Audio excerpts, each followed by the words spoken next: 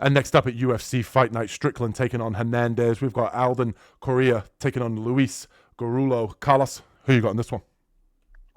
In this one, I'm going to go with Korea to get it done. I think he has I think he has some very clean striking. He doesn't throw a lot of high volume, but he does throw his strikes a little straighter. I mean, Gurule too. So they both implement like a lot of different strikes, but I think that Korea is actually more of a grapple heavy kind of approach to this. But striking, I think he's a little bit more technical. I think Gurule believes in the power that he's supposed to have had as he was coming into the UFC, and I think that somebody like Coria who's going to kind of pick his shots, kind of touch you, and look to get that takedown. I think it's going to be a little bit of a problem for Gurule. He's not going to have that target that's going to get into an exchange with him so he can land that wild overhand right. I also think that, yes, Gurule can wrestle as well, so it's going to kind of stalemate each other. But I think Coria's ground and pound is going to play a lot into this. I think once he gets him down, he's going to look to create some space and start to smash Gurule on the ground.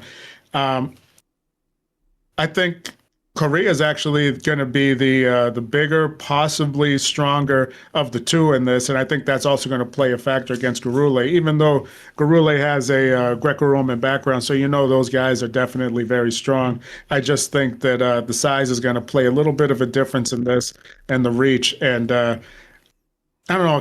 Corey is just so composed. He's very relaxed in there. He feels comfortable on the ground, in a scramble, standing up. I got to go with Korea to get it done. Yeah, two for Korea here, the Texan native here. I think he gets this one done over in his home state. And nicknamed the Cobra. I like it. The way this guy strikes, I think the boxing is going to be the main weapon of choice here against Gurule. Gurule likes to throw a lot of looping shots. 5'5" in Gurule, winging those, sort of hooks and overhands. I think it's just going to end up him getting, his face jabbed off. Nice 1-2 from the Cobra Korea here. Does a good job of being able to time his opponent with those straight shots in the boxing. Good head movement. And we can see that he can also wrestle and has good takedown defense. So I like the kid.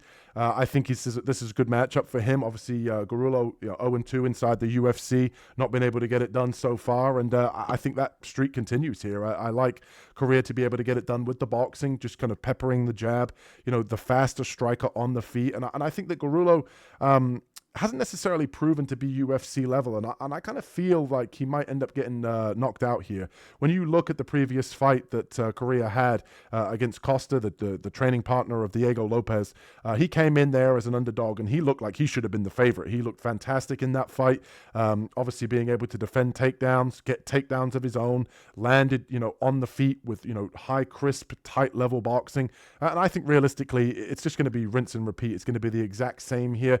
Guys with nice boxing, as we can see from Ilia Topuria, they tend to go far. I'm not calling him Ilia Topuria. I'm not saying he's on that level, but guys with nice, crisp boxing tend to do very, very well. And I think a guy like Gurule, who struggled with a guy like Ode Osborne, he got clipped and got tagged a lot of times by Ode. I think it's going to be very similar in this matchup here with a long, rangy striker that's going to have the speed advantage. So give me Korea here to get this one done with the boxing and ultimately maybe even find a stoppage.